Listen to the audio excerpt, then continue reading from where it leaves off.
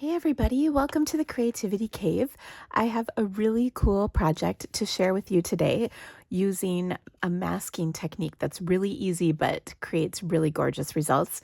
And there's a whole bunch of different sets that you can use to make this card. So I am going to start with a piece of basic white cardstock that's 3 3/4 by 5 inches. And I have die cut this design out of some of our masking paper. Masking paper is just really thin paper with an adhesive backing on it. And so I die cut this die, which is from the Enchanting Details set of dies, which is a really pretty set of dies, all kinds of different pieces in this. So what I'm going to do is take this piece that I've die cut out of the masking paper and attach it to my cardstock. Now to do that, I'm actually going to pull in some grid paper just to use with this. And I also am going to put just a dab of my seal adhesive, just a little teeny dab on there, because that will, hold my cardstock in place. And I'm going to kind of put it right here. And then I'm going to peel the backing off of this. Now there's, on our masking paper, there's kind of a slit that runs down the sheet that separates the backing off, which is kind of handy. And so I will just take this piece, and then I want the edges to kind of line up with the edge of my cardstock so that I don't have any white area on my cardstock. So there's just a little teeny space right there, which is what I want. Okay, so I'll just press this down, and of course you can see it's adhering to my cardstock really nicely. Now I'm going to take some of my blending brushes and dive into this. I'm going to start with some Granny Apple Green, which is just a nice happy spring green color, and I will just dab a little bit off in the corner here, and then I'm going to come in and add some color. And you can always kind of come back and add more color, so I try not to go too crazy to begin with. Get that die out of the way. And then I'm going to show you an alternative for this card too, and you can tell me which one you like the best. So I'm going over all the areas that are basically greenery right now. And then we'll come back in with some more color. Next, I'm going to take some Daffodil Delight and add some color to that. So we've got our two flowers here. I always dab off the first bit of ink just to make sure that I don't have too much. I don't want any big blobs of ink anywhere on my card. And you can see I'm blending in a little bit with that Granny Apple Green area, and that's just fine. The two colors will blend together nicely wherever needed. Okay, that looks pretty good. I'm just going to kind of soften this line right here a little bit with a little bit more ink. And that looks beautiful.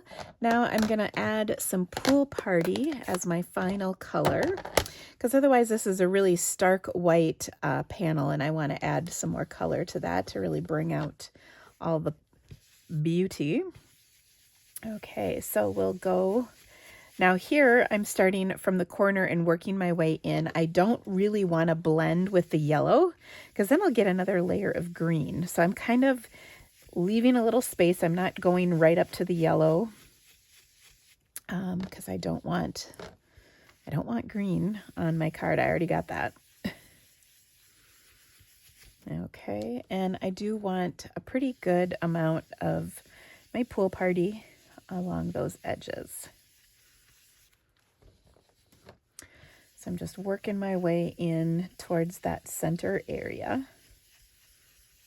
And once you're happy with the ink that you've got,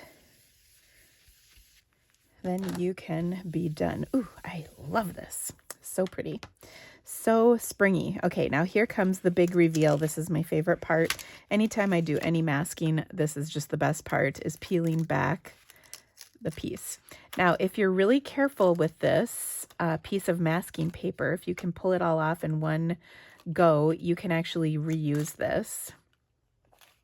Or you can actually just attach it to another panel of cardstock, which is a great way to just reuse this. So I can take this piece and add it to a piece of cardstock. Now I'm not quite ready to do that, so I'm just going to throw it on the back of my package of masking paper so that it doesn't stick to anything I don't want it to stick to. So let's put our card together. Oh, doesn't that look fabulous? Okay, so next what I want to do is adhere this to a layer of white cardstock. What this will do is really just kind of give it a nice clean edge. So I'm just going to go ahead and adhere that with some seal. And this piece is 3 7/8 by 5 1/8 inches.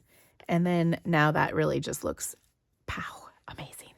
Okay, I also want to take and stamp my sentiment. So I've got a little scrap of some black cardstock. I'm going to bring in my embossing essentials toolkit here to prepare my cardstock. So I'll drop my embossing buddy on my piece of black cardstock, and then using some Versamark ink, I'll stamp my sentiment. And ooh, actually, you know what? I did hello on the first card. Let's do thanks on this card. And then you can tell me which card you like better, because I'm going to do one other change as well. All right, so here's my thanks. Let me ink this up with my Versamark. Get a good amount of Versamark on here. That's well inked, which looks fantastic. We'll stamp that down. Okay, so we're going to take and put that in a little white embossing powder.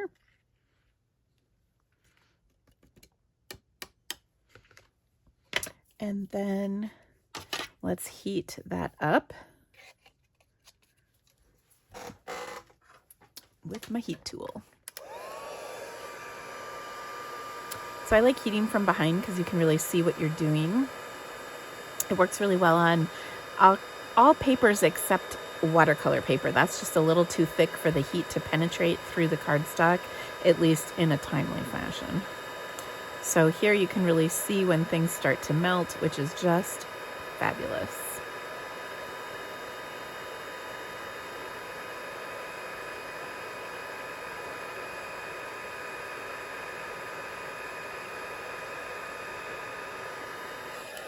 Okay, so there's our sentiment. Now our sentiment is from the Fragrant Flowers bundle, which is a gorgeous bundle of stamps and dies. And we're going to use one of the dies on this as well. And actually, the way this whole card came together was this piece right here. This is one of the dies that is part of this bundle. And I've die cut that a couple times in vellum, and that was for a card I'd made a few weeks ago. And I knew that this reminded me of another set of dies we had somewhere, and I couldn't place it until I was looking through the catalog and recognized this little bud, which reminded me of this little bud. They're very similar. And so that's what actually helped me put these two together, because you might not think these two actually go together very well, but they sure do. Now, side note and shameless promotion, I have a fabulous class coming up next week with this Fragrant Flowers bundle and the coordinating designer series paper from our celebration offering this year that you will not want to miss. So if you are interested in that, make sure you register. There's information in the description of this video. Just give me a shout out and I will get you the link for that class. It's going to be a good one. Now in this set of dies, we also have this little label that will cut out our sentiment. So I'm going to run this through my machine with a little post-it note to hold it all in place, and I'll be right back and we'll put our card together. All right, so here's our beautifully embossed sentiment. Now, as mentioned, I die cut a couple of these little branches with the die that's in this bundle as well, and I wanted to kind of tie everything together. So what I'm going to do is take my thanks, and I said I was going to change my card up a little. I'm going to change two things, and then in the comments of the video, I'd really love to know which your favorite is. So on this card, I'm going to actually stamp this, I'm going to layer this on a white card base instead of a crumb cake card base. And then I'm going to use some black twine on this instead of the linen thread that I used on my sample. So I'll show you both here in just a moment. But I'm taking off my dimensionals, and then I wanted to add, as mentioned, this little vellum die cut to the back of my card, and it's just kind of sitting on our dimensionals. And then, oh, here we go. Then I'm going to take some black baker's twine from my Essentials Baker's Twine pack, and I'll just wrap this around a couple of times, 3 actually, and we'll tie this up and then give it a trim.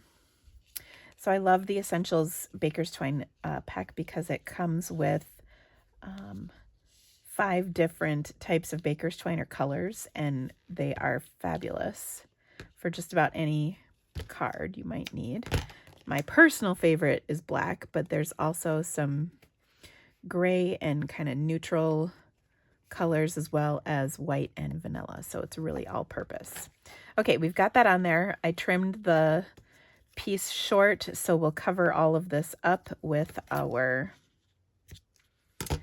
die cut, and we'll put that right over the top. Actually, let me just kind of spread these out a little bit.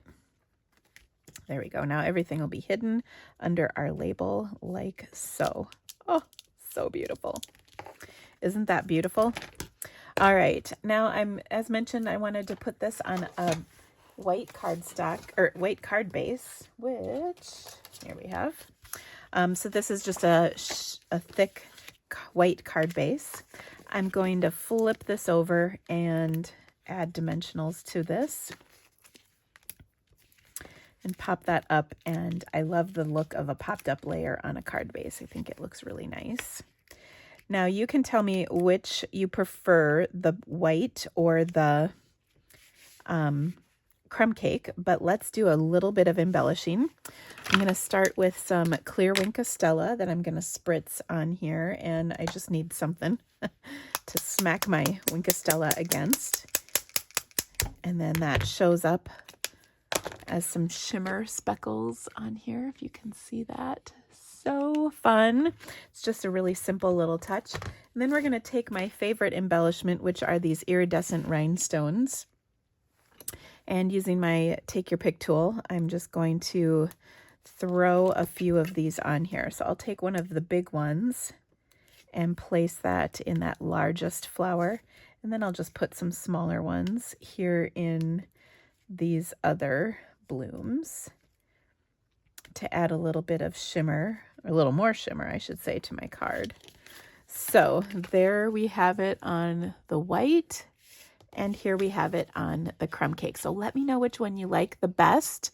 Of course, all the supplies that I'm using are all linked in the description of this video for you if you'd like to purchase any of them.